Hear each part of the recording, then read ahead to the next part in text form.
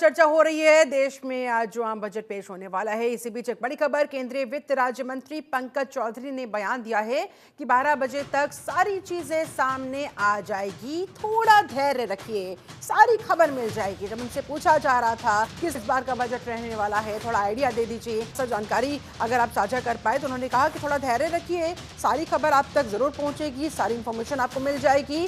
दोपहर 12 बजे तक सारी स्थिति क्लियर हो जाएगी। सारी चीजें क्या महंगी होंगी, क्या सस्ती होंगी, इनकम टैक्स को लेकर, मिडिल क्लास को लेकर, किसानों को लेकर, महिलाओं को लेकर, बुजुर्गों को लेकर क्या कुछ हमने बजट में इस बार रखा है, सब कुछ देश की जनता के सामने होगा। इस बीच खबरें इस तरह की भी है कि इनकम टैक्स स्लैब में इस बार बदलाव हो सकता है, और अगर ऐसा होगा राहत कहीं ना कहीं मिडिल क्लास को, 12 बजे तक सारा चीजें आप लोग के सामने आ जाएंगी। 12 बजे तक सब खबर आपको मिल जाएगी। 12 बजे तक सारा चीजें आप लोग के सामने आ जाएंगी। 12 बजे तक सब खबर आपको मिल जाएगी। 12 बजे तक सारा चीजें आप लोग, तो 12 बजे तक कह रहे हैं कि भाई सारी चीजें सामने आ जाएंगी, इंतजार कर लीजिए। और इसी का इंतजार है, पूरे देश को इसी बात का इंतजार है। जो बजट पेश हुआ था और उसके बाद फिर कल हमने जो देखा आर्थिक सर्वेक्षण जो पेश किया गया वित्त मंत्री निर्मला सीतारमण की तरफ से, तो कैसा कुछ बही खाता पिछले साल का रहा, और उसी हिसाब से फिर अगला भी तय किया जाता है। हमें कहाँ कितनी राहत किस वर्ग को देनी है, कितनी कटौती किस वर्ग में, किस सेक्टर में करनी है। न्यू टैक्स रिजीम को लेकर कहा जा रहा है कि 10 लाख रुपए तक की सालाना इनकम को टैक्स फ्री किया जा सकता है। क्या वाकई में इसका ऐलान हो सकता है? 15 से 20 लाख के बीच की एनुअल इनकम के लिए एक नया टैक्स स्लैब 25% तक का पेश करने की भी योजना। इस तरह की खबरें जो अंदर खाने से सामने आ रही है। हालांकि इस पर मुहर तभी लगेगी जब देश के सामने बजट रखा जाएगा कि एग्जैक्टली ये किया गया है या फिर नहीं। स्टैंडर्ड डिडक्शन का जिक्र हो रहा है, जिसमें इजाफा होने की उम्मीद है कि इसके लिमिट में फिर से बदलाव किया जा सकता है। पिछली बार इसे जो बढ़ाया गया था, क्या इस बार फिर से इसे कंटिन्यू किया जाएगा? इस बीच बड़ी खबर, संसद भवन पहुंची बजट की कॉपी। जी हां, ये हर बार की प्रक्रिया होती है। संसद भवन, राष्ट्रपति के पास बजट की कॉपी पहुंचाई जाती है। और इस बीच ये बड़ी जानकारी कि वित्त मंत्री निर्मला सीतारमण राष्ट्रपति भवन पहुंच गई है। राष्ट्रपति को उन्होंने बजट की कॉपी भी सौंप दी है। और बजट के साथ सुबह 10 बजे फिर संसद भवन भी पहुंचेंगी वित्त मंत्री निर्मला सीतारमण। और देखिए, लगातार 8वीं बार ये होने वाला है जब वित्त मंत्री निर्मला सीतारमण की तरफ से देश के सामने आम बजट रखा जाएगा। और ये अपने आप में एक रिकॉर्ड है। और इसीलिए एक महिला होने के नाते महिलाओं को लेकर इस बार, महिला सशक्तिकरण की तमाम योजनाओं को लेकर इस बार क्या कुछ वित्त मंत्री ने अपने पिटारे में रखा है, इस पर सभी की निगाहें टिकी हुई है। क्योंकि देखिए, महिलाओं को सशक्त करने की दिशा में पिछली बार 3 लाख करोड़ रुपए आवंटित किए गए थे। इसलिए इस बार उम्मीदें इसी बात पर कि अब की बार क्या, इस बार क्या कुछ खास दिया जाएगा। हमारे साथ दोनों खास मेहमान लगातार जुड़े हुए हैं। अजय वीर जी हमारे साथ मौजूद है और आशीष जैन जी भी हमारे साथ मौजूद है। आशीष जी, मैं आपका रुख करूंगी। अब चूंकि देखिए, मैं बार बार जिक्र कर रही हूं इनकम टैक्स स्लैब का, क्या 15 से 20 लाख के बीच की एनुअल इनकम के लिए एक नया टैक्स स्लैब 25% तक का पेश करने की जो योजना की बात कही जा रही है, क्या यह संभव है? और अगर ये ऐसा होता है तो किस हद तक राहत मिल सकती है? मैं बात करूं, अगर आपने फोरकास्ट देखा हो तो इस बार जीडीपी 6.4% से इंक्रीज होने का फोरकास्ट लगाया जा रहा है। और ये भी लगाया जा रहा है फोरकास्ट में कंजम्पशन जो है वो धीरे धीरे भारत में कम हो रहा है। तो कंजम्पशन जो है 60% पार्ट होता है जीडीपी का पूरे। तो अब जीडीपी को इंक्रीज करने के लिए गवर्नमेंट को कंजम्पशन बढ़ाना है। कंजम्पशन बढ़ाने के आशीष जी, लिए मैं लौट रही हूं आपके पास, जरा एक बार ये तस्वीरें दिखा देते हैं। देखिए, बजट की कॉपियां जो वहां पहुंचाई जा रही है, एक एक करके निकाली जा रही है, और राष्ट्रपति द्रौपदी मुर्मू को ये कॉपियां सौंपी जाएंगी। और इसके बाद फिर आगे इन बजट की कॉपीज के साथ ही इस बजट आ जाएगा संसद भवन। वित्त मंत्री निर्मला सीतारमण का पूरा बजट देश के सामने रख दिया जाएगा। नमित त्यागी हमारे साथ जुड़े हुए। नमित, आपकी मौजूदगी कहां है? आपके आसपास लोग अगर मौजूद है तो जरा जानने की कोशिश करें, आज पेश होने वाले आम बजट से उन्हें क्या उम्मीद है? देखिए बिल्कुल निश्चित तौर पर अब से कुछ ही देर के बाद देश की वित्त मंत्री निर्मला सीतारमण अपना जो एज ए फाइनेंस मिनिस्टर 8वां बजट पेश करेंगे। इस वक्त हमारी मौजूदगी PHDCCI चैम्बर के अंदर मौजूद है, क्योंकि जब भी देश का बजट बनाया जाता है तो यहाँ के सभी विभागों जो है वो जानकारी ली जाती है, सलाह ली जाती है कि आखिर इस बार के बजट में क्या है। कुछ ही देर के बाद तमाम जो विभागों के एक्सपर्ट हैं वो हमारे साथ जो सबसे बड़ी राहत जो है वो इस बार मिडिल क्लास को मिल सकती है। क्या इनकम टैक्स की स्लैब को बढ़ाया जा सकता है? इसके साथ साथ जो डिफेंस और हेल्थ सेक्टर को लेकर लोगों को काफ़ी उम्मीदें हैं कि क्या डिफेंस सेक्टर में इस बार जो है वो जिस तरीके से आत्मनिर्भर भारत की तरफ भारत लगातार बढ़ रहा है, उसके क्षेत्र में आखिर कितना बजट सरकार जो है वो देती है। इसके साथ साथ हेल्थ सेक्टर की लगातार हम बात इसलिए करें क्योंकि देश के अंदर लगातार कई महामारियों से पिछले 1-2 साल में देश गुजरा है। ऐसे में हेल्थ सेक्टर को आखिर कितना बढ़ावा मिलेगा। दूसरा, कृषि सेक्टर की हम लगातार बात करें, हालांकि देश के GDP के अंदर कृषि का इतना ज़्यादा इन्वॉल्वमेंट होता नहीं है, लेकिन रोज के अंदर खासतौर पर बात करें तो रोजगार के लिए के अंदर काफ़ी ज़्यादा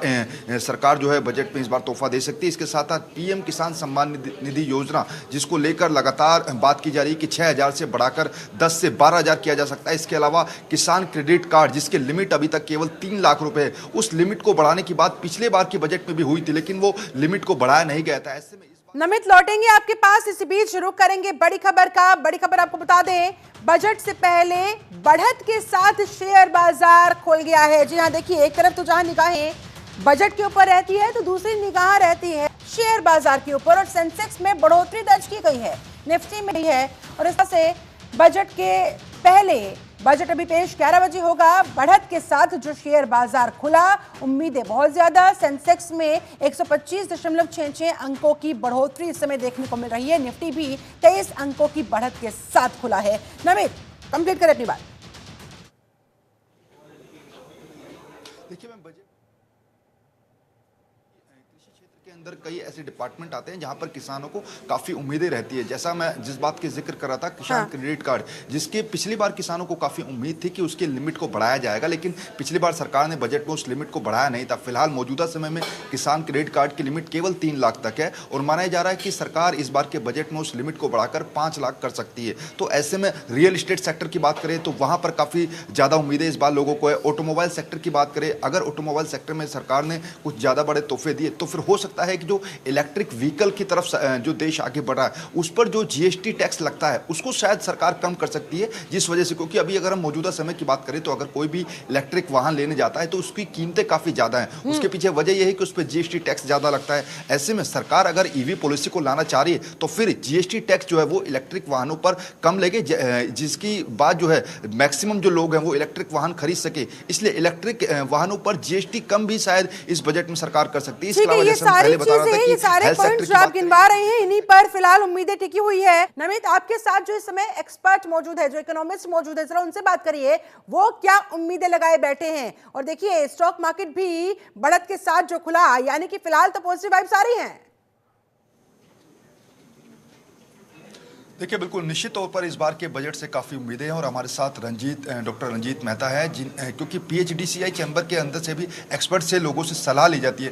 रंजीत जी, सबसे पहला सवाल होगा, बजट से लोगों को उम्मीदें काफ़ी हैं, खासतौर पर अगर हम हेल्थ सेक्टर की बात करें, defence sector, real estate sector, किस सेक्टर में सबसे ज़्यादा उम्मीदें आपको, और क्या क्या एक्सपेक्टेशन आपने इस बार लगाई हैं? देखिए, जो बजट है ये बहुत महत्वपूर्ण बजट है, क्योंकि देश ने ऑलरेडी संकल्प लिया है विकसित भारत का 2047 तक। और इसमें जो सबसे जब भी इकोनॉमी ग्रो करती है तो सबसे पहला स्ट्रेस आता है इंफ्रास्ट्रक्चर पे, और हमें उम्मीद है इसमें इंफ्रास्ट्रक्चर में भी केपेक्स की बढ़ने की बहुत उम्मीद है, क्योंकि इंफ्रास्ट्रक्चर एक ऐसा सेक्टर है जिसमें एक रुपए की अगर इन्वेस्टमेंट इंफ्रास्ट्रक्चर में होती है तो 3 रुपए की ग्रोथ जो है इकोनॉमी में आती है। दैट मीन्स कि जितना हम पैसा इंफ्रास्ट्रक्चर में खर्च करेंगे उससे एम्प्लॉयमेंट जनरेशन होगा, विकास होगा, और जो ओवरऑल इकोनॉमी ग्रो कर रही है उसमें सीमलेस कनेक्टिविटी क्रिएट होगी।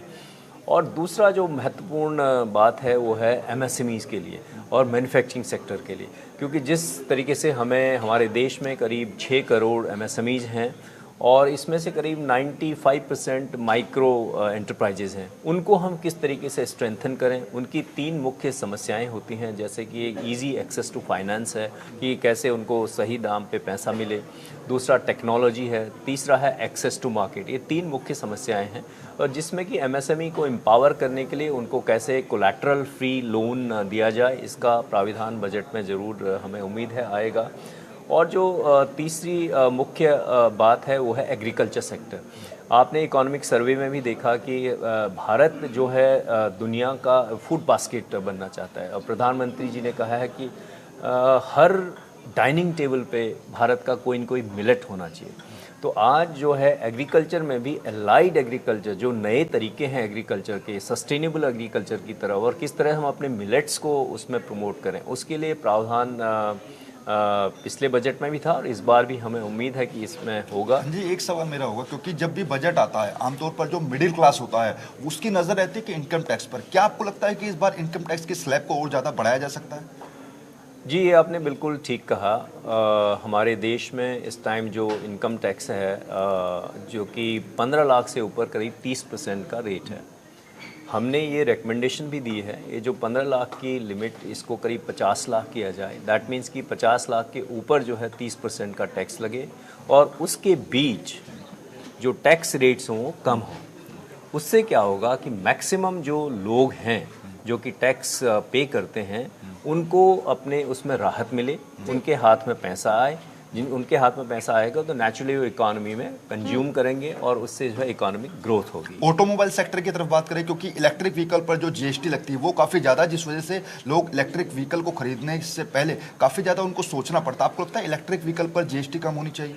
देखिए, इंडिया ऑलरेडी 2070 तक नेट ज़ीरो उन्होंने कहा, भारत ने टारगेट रखा है और 2030 तक करीब 45% जो है एमिशंस जो है कम करने की बात है। और ट्रांसपोर्ट सेक्टर एक ऐसा सेक्टर है जिससे कि एमिशंस काफ़ी आते हैं।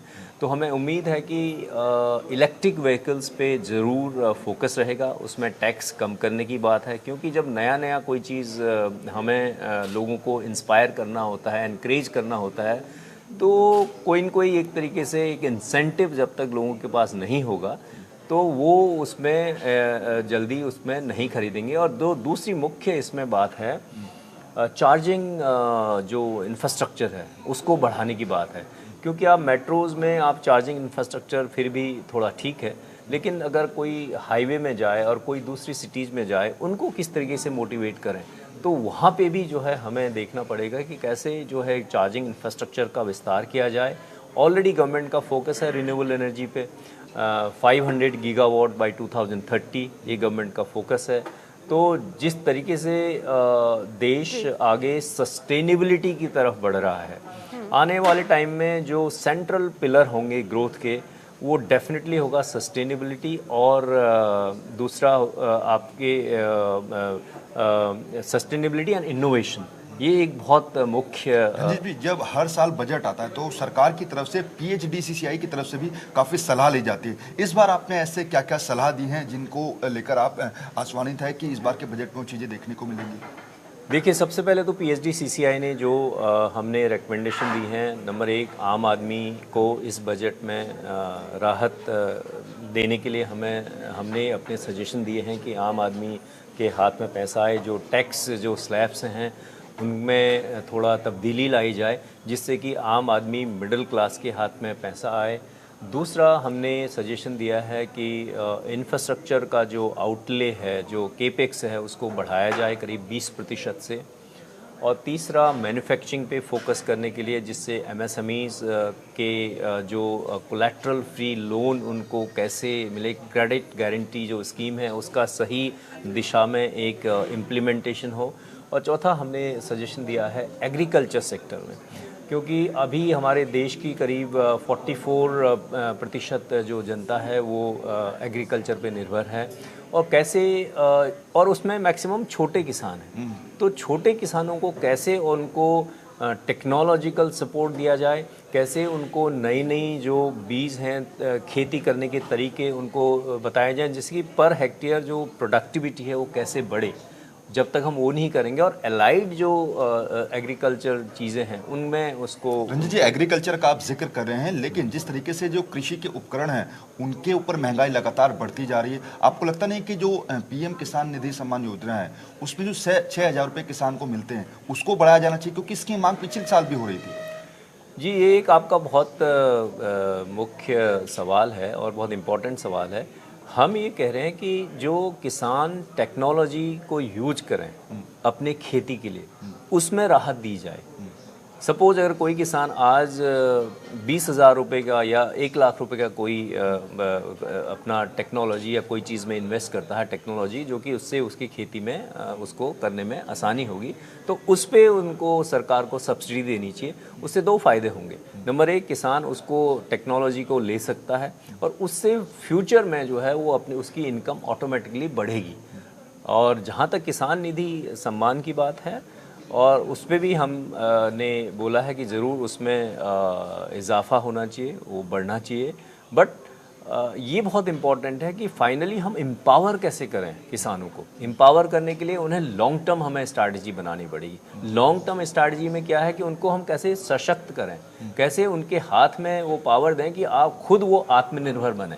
तो जी, एक सवाल मेरा हेल्थ से जुड़ा होगा, क्योंकि पिछले 2-3 साल में हमने देखा है कि देश कई महामारियों से भी गुजरा है। कोविड की बात करें या फिर और काफ़ी महामारी आई थी। आपको लगता है कि हेल्थ सेक्टर में और ज़्यादा बजट के इम्प्रूवमेंट की ज़रूरत है? क्योंकि हमने देखा है कि कई बार जब बड़ी आपदा आती है तो देश एक तरीके से बिखर सा जाता है मेडिकल सेक्टर में। बिल्कुल, आपने कहा जिस तरीके से कोविड के टाइम में मेरे ख्याल से इंडिया ने कई ऐसे विकसित देशों से भी बहुत अच्छा तरीके से उसको हैंडल किया। लेकिन हमें आज इस हेल्थ इंफ्रास्ट्रक्चर देने के लिए हमने अपने सजेशन दिए हैं कि आम आदमी के हाथ में पैसा आए, जो टैक्स जो स्लैब्स हैं उनमें थोड़ा तब्दीली लाई जाए, जिससे कि आम आदमी मिडिल क्लास के हाथ में पैसा आए। दूसरा, हमने सजेशन दिया है कि इंफ्रास्ट्रक्चर का जो आउटले है, जो केपेक्स है, उसको बढ़ाया जाए करीब 20% से। और तीसरा, मैन्युफैक्चरिंग पे फोकस करने के लिए, जिससे एमएसएमईज़ के जो कोलैटरल फ्री लोन उनको कैसे मिले, क्रेडिट गारंटी जो स्कीम है उसका सही दिशा में एक इम्प्लीमेंटेशन हो। और चौथा, हमने सजेशन दिया है एग्रीकल्चर सेक्टर में, क्योंकि अभी हमारे देश की करीब 44% जो जनता है वो एग्रीकल्चर पे निर्भर है। और कैसे, और उसमें मैक्सिमम छोटे किसान हैं, तो छोटे किसानों को कैसे उनको टेक्नोलॉजिकल सपोर्ट दिया जाए, कैसे उनको नई नई जो बीज हैं खेती करने के तरीके उनको बताए जाएं, जिसकी पर हेक्टेयर जो प्रोडक्टिविटी है वो कैसे बढ़े। जब तक हम वो नहीं करेंगे और एलाइड जो एग्रीकल्चर चीज़ें हैं उनमें उसको। रंजीत जी, एग्रीकल्चर का आप जिक्र कर रहे हैं, लेकिन जिस तरीके से जो कृषि के उपकरण हैं उनके ऊपर महंगाई लगातार बढ़ती जा रही है, आपको लगता नहीं कि जो पीएम किसान निधि सम्मान योजना है उसमें जो 6,000 रुपये किसान को मिलते हैं उसको बढ़ाया जाना चाहिए, क्योंकि इसकी मांग पिछले साल भी हो रही थी? जी, ये एक आपका बहुत मुख्य सवाल है और बहुत इम्पोर्टेंट सवाल है। हम ये कह रहे हैं कि जो किसान टेक्नोलॉजी को यूज करें अपने खेती के लिए, उसमें राहत दी जाए। सपोज अगर कोई किसान आज 20,000 रुपये का या 1,00,000 रुपये का कोई अपना टेक्नोलॉजी या कोई चीज़ में इन्वेस्ट करता है, टेक्नोलॉजी जो कि उससे उसकी खेती में उसको करने में आसानी होगी, तो उस पे उनको सरकार को सब्सिडी देनी चाहिए। उससे दो फ़ायदे होंगे। नंबर एक, किसान उसको टेक्नोलॉजी को ले सकता है और उससे फ्यूचर में जो है वो अपनी उसकी इनकम ऑटोमेटिकली बढ़ेगी।